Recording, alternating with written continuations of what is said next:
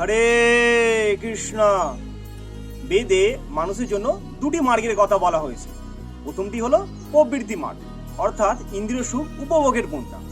আরেকটি হলো নিবৃত্তি মার্গ, অর্থাৎ ইন্দ্রিয় সুখ ত্যাগের পন্থা। প্রবৃত্তি মার্গ হলো নিকৃষ্ট, অর্থাৎ এই জড় জীবন হলো অনিত্য, মহাচ্ছন্ন এবং দুঃখ দুর্দশাময়। এই জীবনে আনন্দ বলতে কিচ্ছু নেই, যেটুকুন আনন্দ আছে সেটি ক্ষণিকের জন্য। কিন্তু পরমেশ্বর ভগবানের জন্য সমস্ত ইন্দ্রিয় সুখ ত্যাগ করার পন্থাই হচ্ছে নিবৃত্তি মার্গ, হলো এটি উৎকৃষ্ট পন্থা। কারণ প্রকৃত জীবন হচ্ছে পারমার্থিক জীবন।